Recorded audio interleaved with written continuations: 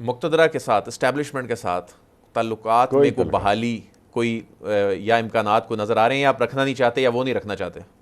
मेरा ख्याल है दोनों तरफ से आग बराबर की लगी हुई है। मैं कोई एम्बिशियस नहीं हूँ, इलेक्शन में हार गया हूँ और मैंने उसको, जब वहाँ था चिल्ले में, तो मुझे पता लग गया था कि मैंने इलेक्शन में जेल में होना है। तो लेकिन मेरी वहाँ सेहत चिल्ले में इतनी ख़राब हो गई थी, वो जो 24-25 दिन मैंने जेल में काटे, वो मैं मुरगन ग़िज़ाएँ खाता रहा ताकि 2-4 किलो मेरा वज़न बढ़ जाए।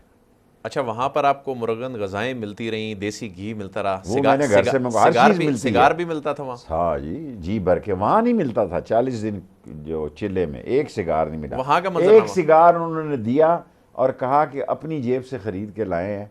इस वीडियो पे ये बयान, तो उस वक्त पहले उन्होंने वो बयान नहीं दिखाया। जब मैंने आधा सिगार पी लिया, चर्चिल का और रोमियो जूलियट का, होगा इस वक्त 10-1 हज़ार रुपये का, आधा एक सिगार पी लिया, जब उन्होंने बयान रखा वो मैंने पढ़ा तो वो गंद का गंद ही था। वो बयान रिकॉर्ड करने के लिए खरीद के लाए गए वो शेख साहब, वो कहते हैं कि पीते हुए? अपनी जेब से खरीद के लाए हैं। अपनी जेब से खरीद के हाँ लाए। जी।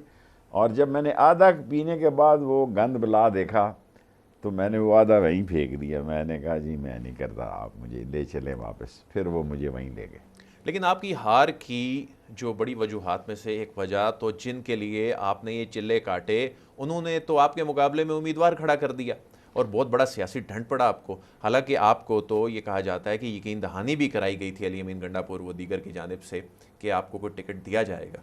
कोई गंडापुर साहब ने, मेरे दोस्त ज़रूर हैं, किसी ने कोई, मैं अपनी तौहीन समझता हूँ किसी से दरख्वास्त करूँ कि मुझे टिकट दिया जाए, लेकिन मैं ये तवक्का नहीं रखता था कि मेरे ख़िलाफ़ कैंडिडेट खड़ा किया जाए। मैंने अपनी पार्टी को ज़िंदा रखा हुआ है और मैं किसी से भी बहुत अच्छी पार्टी चला सकता हूँ, लेकिन इमरान खान के लिए मैंने 1-2 सीटों के लिए इलेक्शन लड़ा और उसने उसके लिए अपने कैंडिडेट दिए। उसके ख़्याल में शायद ये बेहतर था। आने वाले हालात का हर सियासतदान ख़ुद तज्ज़िया करता है। और अब मैंने ये सोचा नहीं था कि कोई